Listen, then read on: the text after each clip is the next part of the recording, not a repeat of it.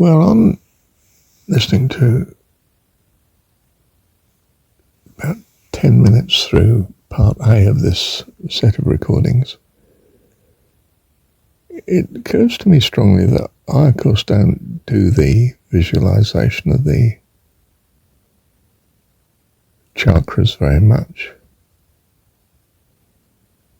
I wasn't sure of it just seemed to make it such a complicated thing that it just gave me a confusion, really. So I do a degenerative form of Kriya, which is just triangular breathing, as perhaps you know by now.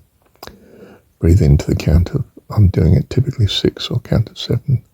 Hold to the same count, breathe out to the same count, on to the next breath, so roughly 3 breaths a minute. And that seems to serve me very well. I do this almost without thinking and can therefore keep it up for a long period of time. I mean, an hour if necessary. And more easily so if I'm got my recordings on that I'm listening to at the same time. I still keep up the triangular breathing. Although it tends to vanish if I get really involved, like now, because I'm now recording, not just listening. So obviously I've abandoned the triangular breathing for a while. Yeah, what I wanted to say, emphasize, is that, well, respect to Paramahansa, but he's not of a Christian lineage. He's of a Hindu lineage, and understanding and background and chakras and reincarnation and that are very meaningful to him, therefore. Not so if you come from a Christian background.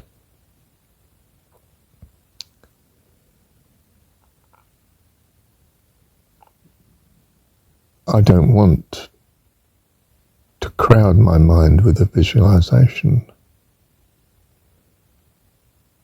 other than a devotion to God and, if you like, His loveliness. I crowd my mind with His loveliness and it transforms me. That's the view I want to take. Personally, don't know how you feel, but, that's how I feel.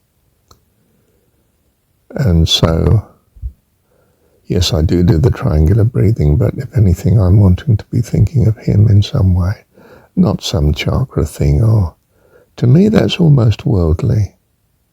Well, it is worldly. I mean, it's about my own personal body, but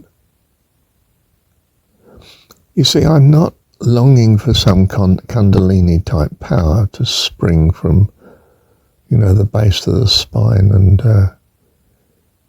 give me an ecstatic state of enlightenment. I'm not seeking that. I'm not seeking that experiential. I am seeking a sort of experiential heaven, but it's in communion with our Heavenly Dad and the host of heaven, of course. Do you see what I mean? My goal is different. It's a goal I prefer. Obviously, I wouldn't be on it otherwise. So I've separated myself from not just Christian groups that are not really following what I see as the Jesus priority that I'm in favour of,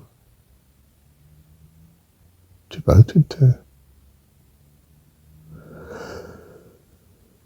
But also I've separated myself from the Eastern view as well.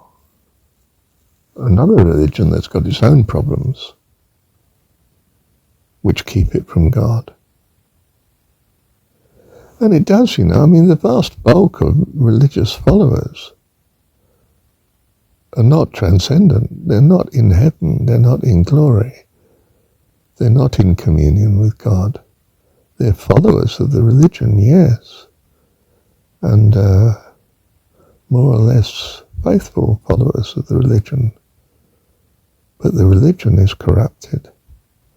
And of course I feel it's been corrupted by the world, especially its leaders who have used religion to their own ends, to make a submissive population that's very manageable, which is also very useful and helpful if you want civilization. But it's not a godly civilization. It's not a civilization that necessarily prioritizes and cares for its citizens, but for its leaders.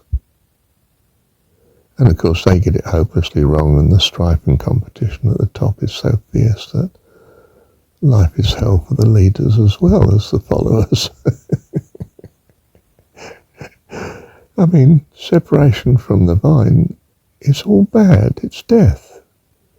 And men collect them as dry sticks to burn, throw them in the fire. And they do. And this is how their fellow man is treated. They treat them as a resource, instead of, well, the lovely way God treats us, of course, because they're not God, they're children too. If you like, they make mistakes. We don't condemn them for it. They're children. What do you expect of children? They form gangs, and the gangs are a nightmare too. But in a world with no God, they seem the only answer for security and some sort of fellowship and support and protection. And of course it's not, because the gang will consume its own members where it's in its interest to do so. And that is not godly, of course. Don't need Marshall to tell you that. Don't need Marshall at all. Just need your God. Your God, dear one, your God. Not someone else's. Be faithful, earnest and true to your God. And trust him with all your heart that he'll bring you through. See how you get on, love. I think you'll find it very rewarding. And you'll stay on the path. Bless you. Thank you, Heavenly Dad. Well, I'm sort of astonished that I've actually given what turns out to be the 5th recording, E, which is what God adds. So it's not what I've given. I hope, with all my heart, it's what God has added. Love you, Dad. Thank you, Dad. It occurs to me we need clean hands and a pure heart to abide in the vine. Sounds very Jesus story, doesn't it?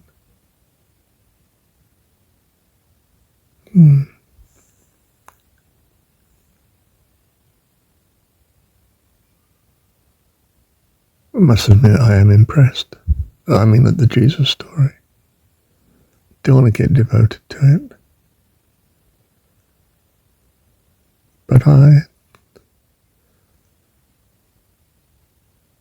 take its point. We want to love God with all our heart, soul, mind and strength, and to see him as a loving heavenly Dad. Seems to be a good way to go. What do you think, dear one? Bless you. Thank you, Heavenly Dad.